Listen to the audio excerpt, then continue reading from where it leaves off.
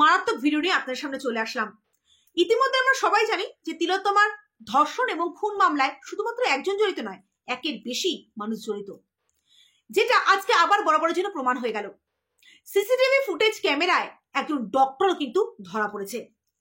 সম্পূর্ণ ডিটেলসে আসবো, তার আগে আপনাদের এটাও জানিয়ে রাখি যে আগামীকাল অর্থাৎ বৃহস্পতিবার তিলোত্তমার এই একটা মারাত্মক শুনানি হতে চলেছে আমাদের শিয়ালদা আদালতে। তার আগে নমস্কার বন্ধুরা, আমার একটা নতুন প্রতিবেদনে আপনাদের সবাইকে স্বাগত জানাই। তিলোত্তমার খুন এবং ধর্ষণ মামলায় 5 মাস হতে চলল, যেখানে এখনো পর্যন্ত দ্বিতীয় সঞ্জয় রায় ছাড়া আর কাউকে কিন্তু গ্রেপ্তার করা যায়নি। যদিও বা সিবিআই এই তথ্য প্রমাণ লোপাট আর দুর্নীতি মামলার জন্য সন্দীপ ঘোষ এবং টালা থানার প্রাক্তন ওসি অভিজিৎ মণ্ডলকে গ্রেপ্তার করেছিল, কিন্তু 90 দিন হয়ে যাওয়ার পরও তারা কোনো সাপ্লিমেন্টারি চার্জশিট জমা দিতে না পারায় তাদের কিন্তু জামিন হয়ে গেছে। যেদিনকে তিলোত্তমার হাতে এরকম একটা ঘটনা ঘটেছে তার পরের দিন থেকে কিন্তু এই রাজ্যের যে পুলিশ, রাজ্যের প্রশাসন কিন্তু এই সঞ্জয় রায়কে যে গ্রেপ্তার করেছে সেটার দিকেই কিন্তু এই সিবিআই কিন্তু যাচ্ছে। সিবিআই কিন্তু আর আলাদা কাউকে গ্রেপ্তার করতে পারেনি। তাহলে এখানে বড় প্রশ্ন হয়ে যায় যে সিবিআই তাহলে কি করছে? কিছু ধামাচাপা দেওয়ার চেষ্টা করছে, নাকি কিছু লোকাচ্ছে, নাকি তারা টাকা খেয়ে তারাও মানে এগুলোকে ধামাচাপা দেওয়ার চেষ্টা করছে? কোনটা? যেটা শুধুমাত্র আমাদের মতো সাধারণ মানুষের কিন্তু প্রশ্ন থেকেই যাচ্ছে। জুনিয়র ডক্টর থেকে শুরু করে সমস্ত সাধারণ মানুষের মনে কিন্তু একই প্রশ্ন। আজকে একটা জিনিস সত্যি খুব ভাবাচ্ছে যে জেসিকা লাল, যাকে নাকি খুন করা হয়েছিল, তারও কিন্তু কোনো মানে খুনিকে কিন্তু ধরা যায়নি। তাহলে এটাই সবার মনে একটাই প্রশ্ন আসছে যে তিলোত্তমার সাথেও কি এটাই হবে? যে ধৃত সঞ্জয় রায়কে যে গ্রেপ্তার করা হয়েছে তারও কিন্তু যে তাকেও কিন্তু এখনো পর্যন্ত যে সেই যে দোষী শুধুমাত্র সেটা কিন্তু এখনো পর্যন্ত বলা যাচ্ছে না, তাকেও কিন্তু বাঁচানোর চেষ্টা করা হচ্ছে। তাহলে কি তিলোত্তমার সাথেও একসময় এরকমই হবে যে নো ওয়ান কিল্ড অভয়া, যে কেউ অভয়াকে কিল করেনি, হত্যা করেনি, সবাই ছাড়া পেয়ে যাবে, অভয়া দোষীরাও শাস্তি পাবে না? এটা কিন্তু সবার মনে প্রশ্ন থেকেই যাচ্ছে। আপনাদেরকে জানি রাখি যে আপনাদেরকে আমি যেটা আগেও বলেছি যে সিবিআই হাতে একটা অনেক বড় কিন্তু সিসিটিভি ফুটেজ ক্যামেরা তাদের হাতে এসছে। 3.5 ঘন্টার সিসিটিভি ফুটেজ ক্যামেরা তাদের হাতে এসছে, যেটা সমস্ত ডিটেলস তারা কিন্তু আদালতেও জমা করেছে এবং সেখান থেকেই জানা যাচ্ছে যে 3.5 ঘন্টার ভিডিও ফুটেজে 68 জনকে কিন্তু যাতায়াত করতে দেখা গেছে। যে 68 জনের মধ্যে অনেকে সেখান দিয়ে যাতায়াত করেছে, অনেকে সিসিটিভি ফুটেজ ভিডিও ক্যামেরার সামনে এসছে, কেউ ক্যামেরার সাইড দিয়ে বেরিয়ে গেছে। সেই 68 জনের মধ্যে সিবিআই নাকি কাউকে আইডেন্টিফাইড করতে পারেনি, শুধুমাত্র সঞ্জয় রায় ছাড়া। সেই ভিডিও ফুটেজে কিন্তু একজন ডক্টরকেও দেখা গেছে, তাকেও কিন্তু আইডেন্টিফাই করতে পারেনি এই সিবিআইরা। যেখানে সিবিআই লিখেছে কুড নট বি আইডেন্টিফাইড, শুধুমাত্র সঞ্জয় রায় ছাড়া আর কাউকে আইডেন্টিফাই করতে পারলো না, সেই ডক্টরকেও পারলো না। এখানে জুনিয়র ডক্টরদের একটাই প্রশ্ন যে এইটা কোনো বাইরের লোক নয়, ভিতর লোকই করবে। কারণ যদি একজন ডক্টরকে আইডেন্টিফাই যদি না করতে পারে, তাহলে যে সমস্ত জুনিয়র ডক্টররা ওখানে প্রতিবাদে সামিল হয়েছে তাদের মতে যে তাদেরকে ডাকা হোক এবং সেই রাতে কারা কারা ডিউটিরত ছিল তাদের প্রত্যেককে ডাকা হোক এবং সিসিটিভি ফুটেজ ক্যামেরায় দেখে সেই ডক্টরকে দেখে এবং যারা সেই রাতে ডিউটি করছিল তাদেরকে সামনে দাঁড় করিয়ে সে সমস্ত জুনিয়র ডক্টরকে দেখানো হোক এবং তারাই আইডেন্টিফাই করে দেবে। কেন সেটা সিবিআই করছে না? সিবিআই কি ধামাচাপা দেওয়ার চেষ্টা করছে? আজকে এটা কোনো বাইরের মানুষ নয়, ভিতরের মানুষই করেছে, যেটা তিলোত্তমা বাবা মারও কিন্তু দাবি।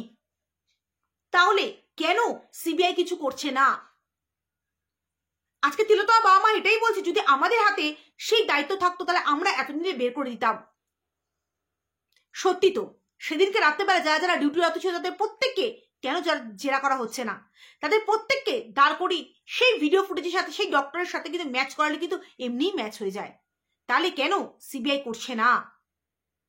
তাহলে কেন সিবিআই ওই ফুটেজের বিবরণে লিখে দিয়েছে কুড নট বি আইডেন্টিফাই, শুধুমাত্র সঞ্জয় রায় ছাড়া? সেই রাতে সঞ্জয় রায়কে নাকি সে 68 বার যে বিভিন্ন মানুষ যাতায়াত করছে তার মধ্যে 3 বার সঞ্জয় রায়কে সে ক্যামেরায় ধরা পড়েছে। আপনাদেরকে জানিয়ে রাখি বিবরণে বলা হয়েছে 4:03:31 সঞ্জয় রায়কে ওয়ার্ডের দিকে যেতে দেখা যায়, আবার 4:31:40 ওয়ার্ডের দিক থেকে ফিরে আসতে গিয়ে আবার এই দোষী আবার ওয়ার্ডের দিকে ফিরে যায়। রাত 4:32:25 হেলমেট হাতে বেরিয়ে আসতে দেখা যায় সঞ্জয় রায়কে। একবার না দুবার না তিনবার সঞ্জয় রায়কে কিন্তু সেই সিসিটিভি ফুটেজ ক্যামেরায় ধরা পড়েছে, যেখানে বলা হচ্ছে যে 8তলার সেমিনার রুমে যে তরুণী চিকিৎসকের দেহ মিলেছে সেখানে কোনো সিসিটিভি ক্যামেরা নেই।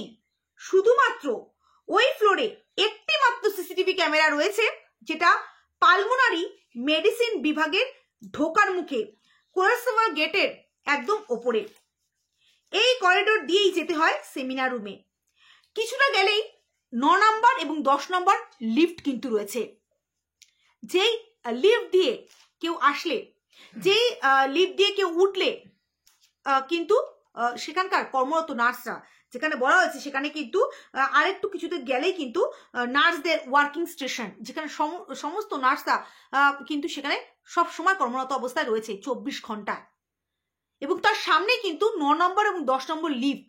সেই 9 নম্বর 10 নম্বর লিফটে যদি কেউ যদি উঠে যায় তাহলে কিন্তু কারোর না কারোর চোখে পড়বে, কিন্তু কারোর চোখে পড়েনি। এখানে সঞ্জয় রায় কিন্তু সেখান দিয়ে যায়নি, যেখান দিয়ে সাধারণ মানুষরা যাতায়াত করে সেখান দিয়ে গেছে, যেটা ক্যামেরায় ধরা পড়েছে। এখানে প্রশ্ন হচ্ছে যে তাহলে এই বিভাগেরই সবাই রয়েছে, চেস্ট ডিপার্টমেন্টের, অর্থোপেডিক ডিপার্টমেন্টের, এদের মধ্যেই কেউ রয়েছে যারা তিলোত্তমার সাথে সেদিনকে এরকম ভয়াবহ কাজ সাথে যুক্ত রয়েছে। বাইরের লোক যদি আসে তাহলে নার্সরা তো কারো না কারোর চোখে পড়বেই, তাই নয় কি? যেখানে 24 ঘন্টা নার্সরা ডিউটি দিচ্ছে, এটাই কিন্তু ভাবাচ্ছে। আজকে যেটা জুনিয়র ডক্টর থেকে শুরু করে সবাই যেটা বলছে সিবিআই কেন কিছু করতে পারছে না, যেখানে সিবিআই এর কাছে আমাদের এত ভরসা ছিল, দিনকে দিন সিবিআই এর ওপর ভরসা আমাদের হারাচ্ছে। তাহলে কি আমাদের রাজ্যে কোনো দোষীরাই শাস্তি পাবে না? এই করলে তো আরো যারা বরাবরের যেরকম দোষ করবে তারা আরো সাহস পেয়ে যাবে, তাই নয় কি? জানি না আদৌ তিলোত্তমার দোষীরা শাস্তি পাবে কিনা। তবে আপনাদেরকে জানিয়ে রাখি যে আগামীকাল অর্থাৎ বৃহস্পতিবার শিয়ালদা কোর্টে কিন্তু এই রাজ্য সরকারি ও অভিযুক্তদের আইনজীবীরা কিন্তু প্রশ্ন করবে, এবং সেই প্রশ্নের যে প্রশ্নগুলো শিয়ালদা কোর্টে বিচারপতির সামনে করবে, এবং সেই প্রশ্নের উপর ভিত্তি করেই কিন্তু তিলোত্তমার কিন্তু একটা মারাত্মক শুনানি হতে চলেছে। বৃহস্পতিবার দিনটা কিন্তু আমাদের সবার নজর থাকবে শিয়ালদা কোর্টের দিকে, যে সেখানে কি শুনানি দেয় বিচারপতি। আজকে অনেক প্রশ্ন রয়ে যাচ্ছে, আদৌ জানি না তিলোত্তমার দোষীরা শাস্তি পাবে কিনা। সত্যি কি শাস্তি পাবে?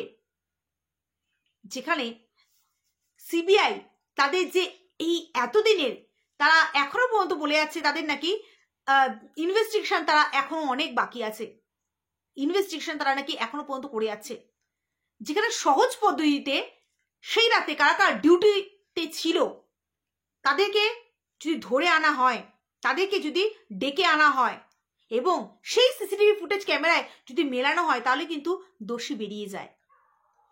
যেখানে দাঁড়িয়ে সেই যেদিনকে 9ই আগস্ট যেই নার্সিং অ্যাসিস্ট্যান্ট যে ফোন করেছিল তিলোত্তমা বাবা মাকে, তাকেও কিন্তু ডাকা হয়নি।